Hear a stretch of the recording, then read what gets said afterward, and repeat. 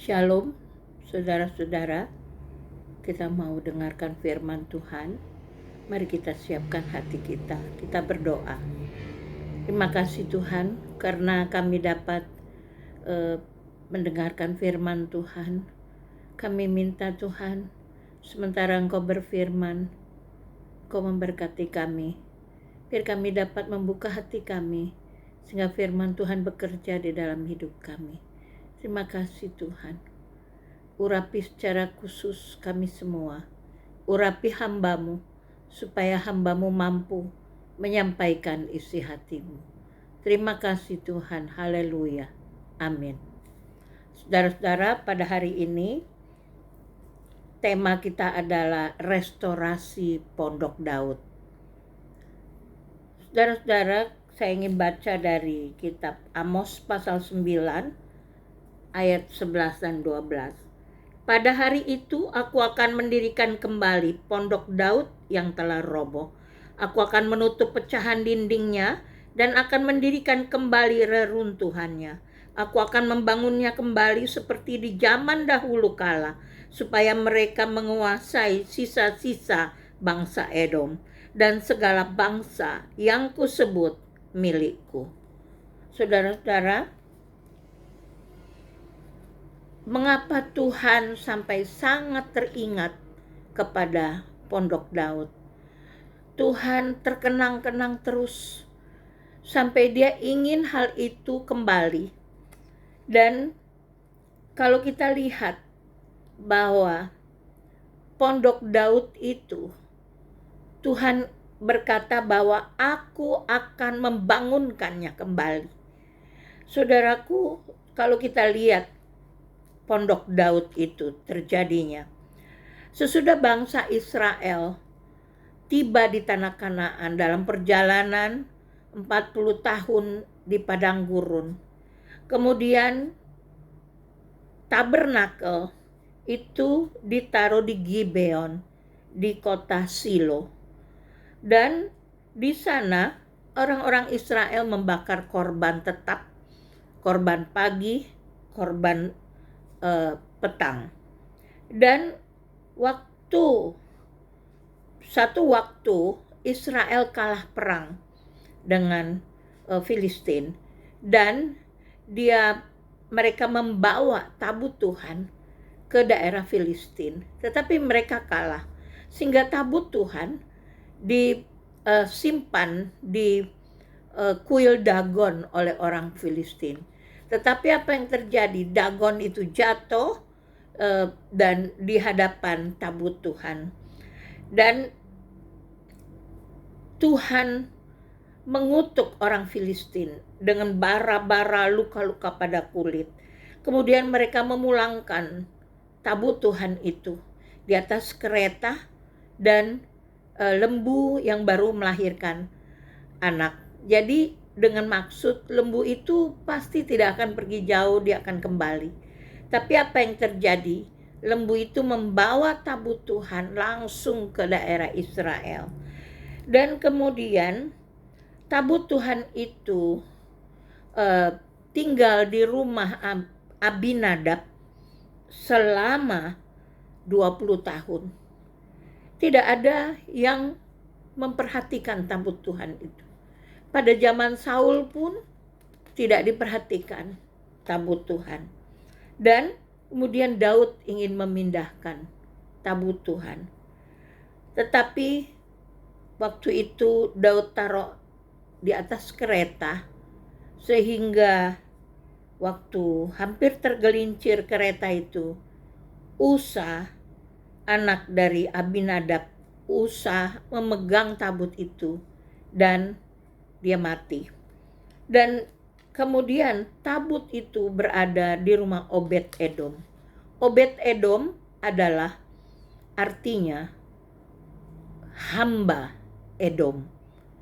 Dan Edom itu penyembah berhala. Edom itu Esau, yaitu saudara dari Yakub, dan itu menyembah berhala. Dan apa yang terjadi selama 3 bulan tabut Tuhan di rumah Obed-Edom. Obed-Edom diberkati Tuhan. Dan waktu Daud mendengar, dia ingin seluruh Israel diberkati Tuhan. Itu sebabnya Daud pindahkan tabut Tuhan itu. Harusnya tabut Tuhan itu kembali ke Gibeon di kota Silo. Tetapi Daud meletakkannya di Yerusalem. Dia membangun pondok Daud, yaitu hanya dibatasi oleh tirai, dan dia taruh tabut Tuhan di sana.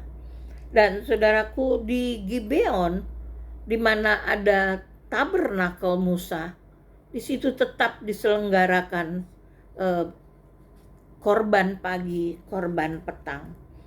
Dan Daud mengganti upacara-upacara yang biasa dilakukan menurut hukum Taurat. Daud menggantinya.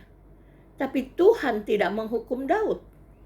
Lalu Daud juga makan roti sajian yang tidak boleh dimakan oleh orang lain, hanya oleh imam boleh. Dan Daud tidak dihukum Tuhan. Saudaraku, mengapa Daud merubah tata cara ibadah? Tetapi bahkan Tuhan hatinya itu, dia dekat dengan Daud. Nah, saudaraku, kita lihat 1 Tawarikh 16 pada waktu Daud memindahkan tabut Tuhan. 1 Tawarikh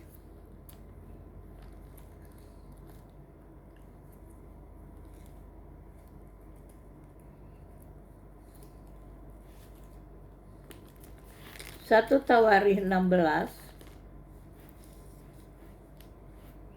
ayat 1 dan 2. Tabut Allah itu dibawa masuk, lalu diletakkan di tengah-tengah kemah yang dipasang Daud untuk itu.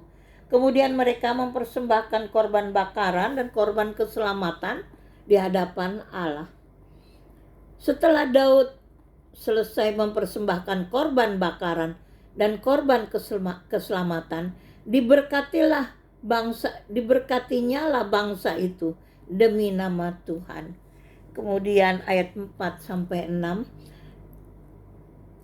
juga diangkatnya dari orang Lewi beberapa orang sebagai pelayan di hadapan tabut Tuhan untuk memasyurkan Tuhan Allah Israel dan menyanyikan syukur dan puji-pujian baginya. Kepala ialah Asaf dan sebagai orang kedua ialah Zakaria, lalu Yeiel, Semiramot, Yehiel, Matika, Eliab, Benaya, Obed-Edom, dan Yeiel yang harus memainkan gambus dan kecapi, sedang Asaf harus memainkan ceracap. Dan Benaya serta Yahaziel, imam-imam itu selalu harus meniup nafiri di hadapan tabut perjanjian Allah itu. Daud membakar korban. Daud juga memberkati Israel. Kemudian Daud mengangkat imam-imam dan menyuruh melayani di depan tabut dengan nyanyian dan ucapan syukur. Kemudian dia juga mengangkat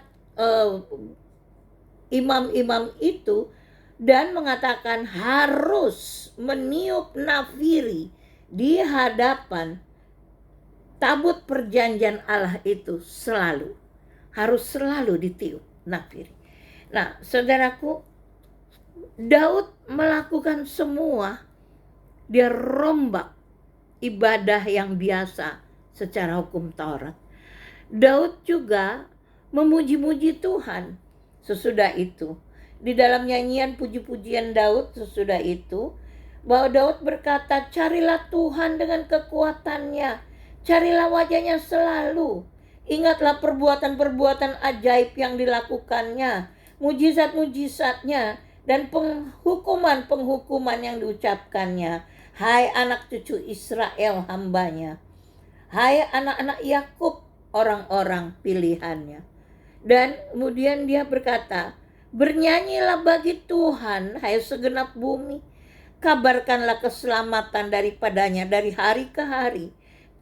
Ceritakanlah kemuliaannya di antara bangsa-bangsa dan perbuatan-perbuatannya yang ajaib di antara suku-suku bangsa. Sebab besar Tuhan dan terpuji sangat dan lebih dahsyat ia daripada segala Allah. Saudaraku, dia nyanyikan. Dia nyanyi. Daud juga menunjuk penyanyi-penyanyi di rumah Tuhan.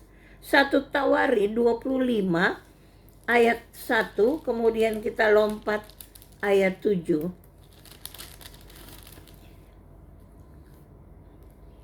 Selanjutnya untuk ibadah, Daud dan para panglima menunjuk anak-anak Asaf, anak-anak Heman, dan anak-anak Yedutun.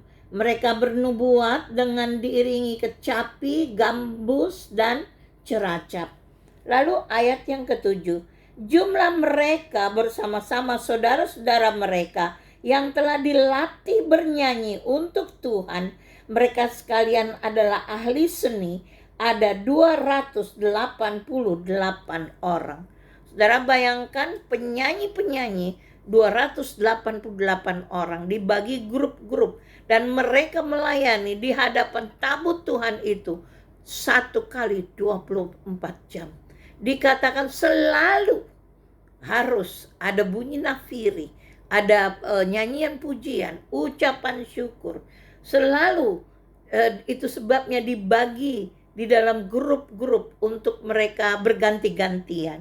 Nah, saudaraku, kalau kita lihat di sini bahwa Daud itu merubah semuanya.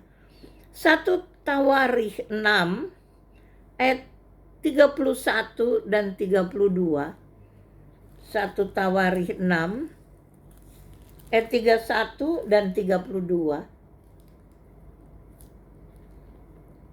Inilah orang-orang yang ditugaskan oleh Daud memimpin nyanyian di rumah Tuhan sejak tabut itu mendapat tempat perhentian di hadapan kemah suci, yakni kemah pertemuan. Mereka melayani sebagai penyanyi sampai Salomo mendirikan rumah Tuhan di Yerusalem. Mereka melaksanakan tugas jabatannya sesuai dengan peraturannya. Saudara, kalau kita lihat tabut Tuhan itu hanya ditutup tirai dan semua penyanyi-penyanyi yang 288 orang, ada imam-imam yang diangkat, ada orang Lewi yang diangkat. Mereka melayani di hadapan tabut itu. Sedangkan kalau di Tabernakal Musa, tabut itu terletak di ruangan maha suci, tempat yang berlapis-lapis, dan tidak boleh ada orang masuk, hanya imam besar yang boleh, itu pun 1 tahun 1 kali. Nah, saudaraku, ini Daud lakukan waktu itu. Lalu kalau kita lihat tata cara yang dibuat Daud itu selaras dengan kitab Wahyu. Coba kita lihat kitab Wahyu sekarang. Di dalam Wahyu 4 ayat 8 sampai 11. Dan keempat makhluk itu masing-masing bersayap 6 sekelilingnya, dan di sebelah dalamnya penuh dengan mata, dan dengan tidak berhenti-hentinya mereka berseru-seru siang dan malam, Kudus, kudus, kuduslah Tuhan Allah yang Maha Kuasa, yang sudah ada dan yang yang akan datang. Dan setiap kali makhluk-makhluk itu mempersembahkan puji-pujian dan hormat dan ucapan syukur kepada Dia yang duduk di atas takhta itu dan yang hidup sampai selama-lamanya. Maka tersungkurlah ke-24 tua-tua itu di hadapan Dia yang duduk di atas takhta itu dan mereka menyembah Dia yang hidup sampai selama-lamanya, dan mereka melemparkan mahkotanya di hadapan takhta itu sambil berkata, "Ya Tuhan Allah kami, Engkau layak menerima puji-pujian dan hormat dan kuasa, sebab Engkau telah menciptakan segala sesuatu, dan oleh karena kehendak-Mu semuanya itu ada dan diciptakan." Nah, saudaraku, itu selaras dengan apa yang dilakukan oleh Daud. 1 kali 24 jam di hadapan tabut ada pujian, ada nyanyian, ada ucapan syukur, ada bunyi musik yang dimainkan bagi Tuhan. Mengapa Tuhan teringat-ingat pada pondok Daud? Itu sebenarnya karena hati Daud. Tuhan berkata, "Aku akan membangunnya kembali, pondok Daud yang telah roboh." Saudaraku, Tuhan akan membangunnya. Tetapi sebelum pondok Daud dipulihkan, hati Daud harus kembali. Hati Daud harus dimiliki oleh umat Tuhan. Nah, saudaraku, kita lihat Kisah Rasul 13 ayat 22. Kisah Rasul 13 ayat 22. Setelah Saul disingkirkan, Allah mengangkat Daud menjadi raja mereka. Tentang Daud, Allah telah menyatakan, "Aku telah mendapat Daud bin Isai, seorang yang berkenan di hatiku dan yang melakukan segala kehendakku." Kalau kita baca itu di dalam the Message Bible, itu God removed him from office and put King David in his place with this commendation, "I have searched the land and found this David, son of Jesse. He is a man whose heart beats to my heart, and a man who will do what I tell him." Saudaraku, artinya bahwa Allah menyingkirkan Saul dan menaruh Raja Daud pada tempatnya. Kemudian Allah memberi komen seperti ini, bahwa "Aku mencari ke seluruh negeri dan aku menemukan Daud, anak Isai. Dia seorang yang heartbeat, hatinya yang detak jantungnya itu beat my heart. Detak jantungnya itu mendetak di hatiku, di jantungku. A man who will do what I tell him. Orang yang akan melakukan apa yang kusuruh. Lalu kalau kita lihat di King James, "And when he had removed him, he raised up into them David to be their king, to whom also he gave testimony and said, I have found David the son of Jesse, a man after mine own heart, which shall fulfill all my will." Apa kata Tuhan? "Aku telah menemukan Daud, anak Isai, seorang yang berada di depan hatiku, sangat dekat dengan hatiku. Dia akan melakukan apa kehendakku." Nah, saudaraku, berarti bahwa Daud memiliki hati yang sama dengan hati Tuhan. Tuhan berkata bahwa his heart beat my heart, bahwa dia hatinya itu detak jantungnya berdetak di jantungku, kata Tuhan. Lalu Daud juga itu dikatakan bahwa "Aku mencari di seluruh negeri."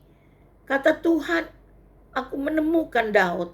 Berarti bahwa Daud itu sangat-sangat menyentuh hati Tuhan. Tuhan berkenan kepada Daud. Kalau Tuhan melihat hati kita, bagaimana hati kita di hadapan Tuhan? Apakah kita ini hatinya berkenan di hati Tuhan atau tidak? Saudaraku, bagaimana hati Daud? Kita belajar. Yang pertama, hati Daud itu adalah seorang yang mempunyai hati yang menyembah Tuhan. Dia selalu menyembah Tuhan, bermain kecapi dan menyembah Tuhan. Kita lihat di dalam Mazmur 63 ayat 5 sampai 9. Mazmur 63 ayat 5 sampai 9. Demikianlah aku mau memuji Engkau seumur hidupku dan menaikkan tanganku demi namamu, seperti dengan lemak dan sumsum. Jiwaku dikenyangkan, dan dengan bibir yang bersorak-sorai mulutku memuji-muji. Apabila aku ingat kepadamu di tempat tidurku, merenungkan Engkau sepanjang kawal malam. Sungguh Engkau telah menjadi pertolonganku, dan dalam naungan sayapmu aku bersorak-sorai. Jiwaku melekat kepadamu, tangan kananmu menopang aku. Saudaraku, begitu rindu Daud kepada Tuhan, sampai dikatakan bahwa aku ingat kepadamu di tempat tidurku sepanjang kawal malam. Aku merenungkan Engkau sepanjang kawal malam.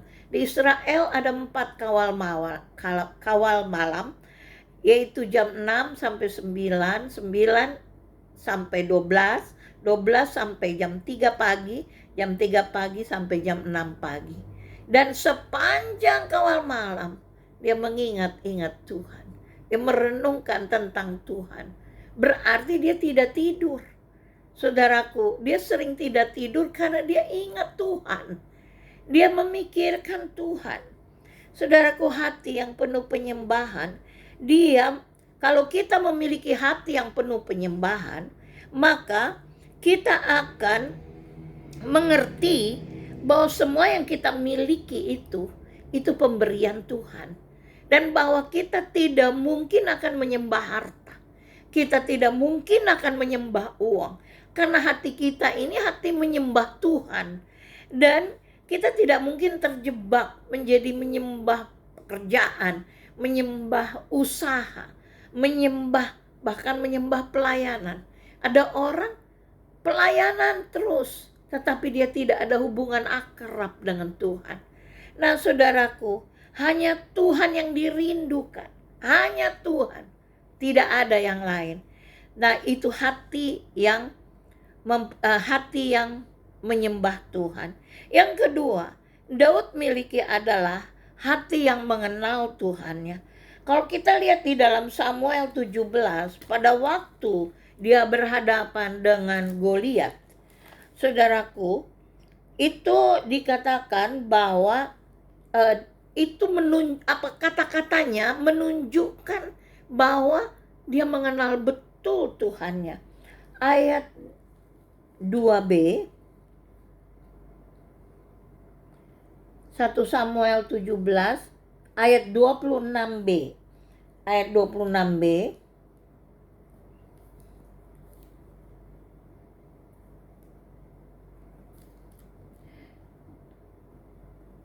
Siapakah orang Filistin yang tidak bersunat ini sampai ia berani mencemoohkan barisan daripada Allah yang hidup?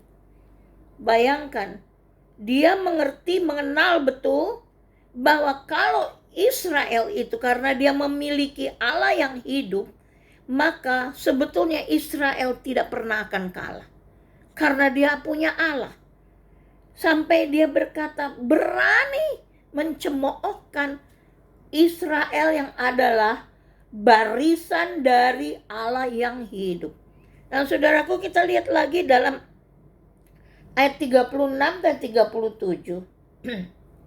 Ayat 36, dia mengatakan pada waktu Saul berkata bahwa kamu itu masih muda, kamu itu tidak bisa menghadapi Goliat. Lalu apa yang dia katakan? Bahwa baik singa maupun beruang telah dihajar oleh hambamu ini. Dan orang Filistin yang tidak bersunat itu, ia akan sama seperti salah satu daripada binatang itu, karena telah mencemooh barisan daripada Allah yang hidup. Ayat 37, pula kata Daud, Tuhan yang telah melepaskan aku dari cakar singa dan cakar beruang, dia juga akan melepaskan aku dari tangan orang Filistin itu. Dia mengenal betul Tuhan. Saudaraku, dia pada waktu singa datang menerkam dombanya, dia kejar singa itu. Lalu kemudian dia merampas domba itu. Saudara, dia tidak mungkin tarik domba itu, tapi dia pasti buka mulutnya, dia merobek mulut singa itu. Karena kalau dia tarik, domba mati. Tetapi dia merobek dan mengeluarkan domba itu. Saudaraku, kenapa sampai begitu? Karena dia mengenal Tuhannya. Bahwa Tuhannya dahsyat. Tuhannya adalah pahlawan perang. Dia mengerti betul bahwa Tuhan itu akan membela umatnya karena kita menyembah Tuhan yang hidup. Yang ketiga, Daud memiliki hati yang berani. Tadi kita baca ayat itu bahwa dia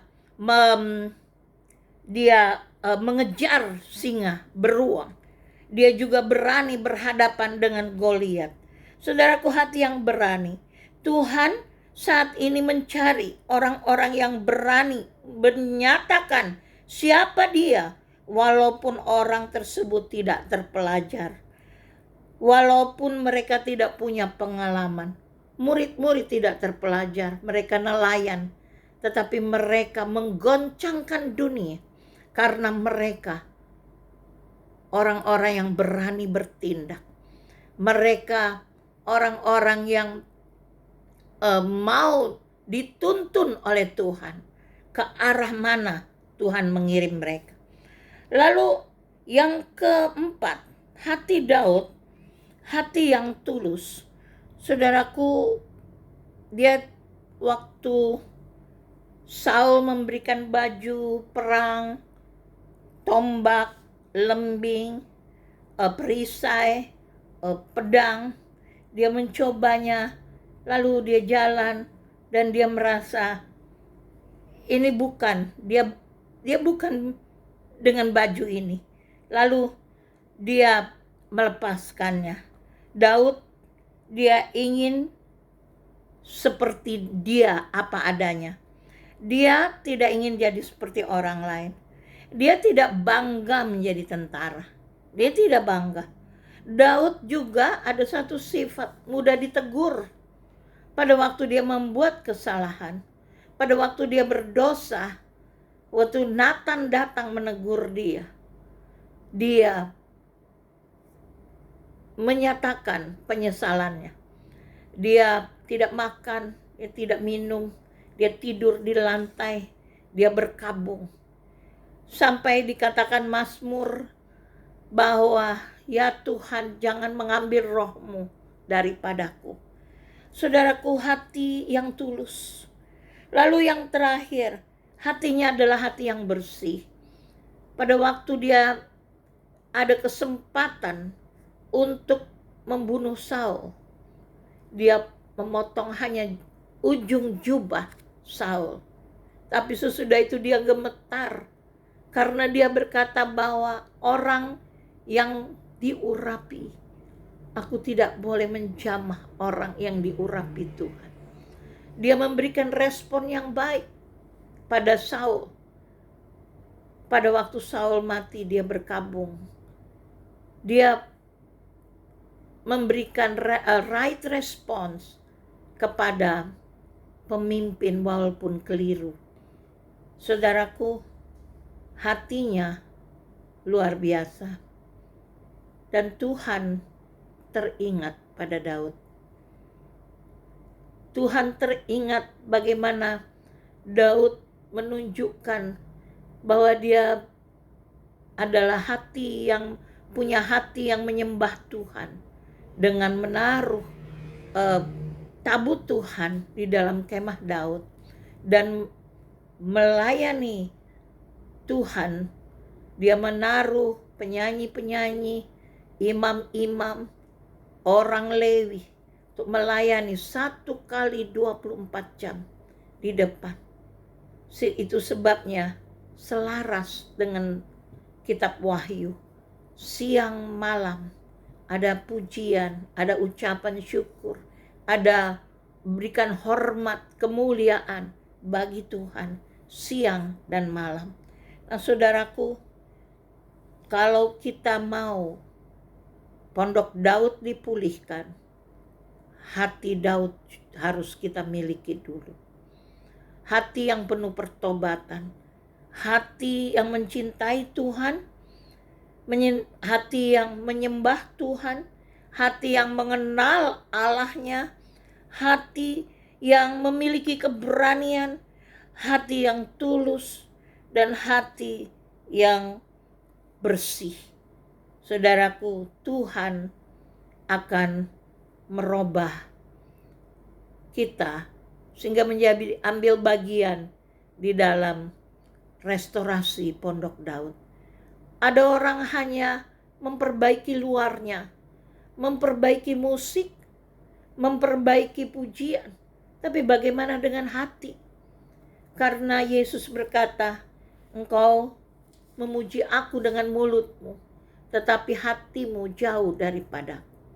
Saudaraku, biar kita mau introspeksi diri kita, minta pada Tuhan supaya hati kita diubah oleh Tuhan, memiliki hati yang dekat dengan hati Tuhan, memiliki hati yang sungguh-sungguh kepada Tuhan. Amin. Kita akan masuk dalam perjamuan kudus. Saudara diminta untuk mempersiapkan perjamuan kudus masing-masing.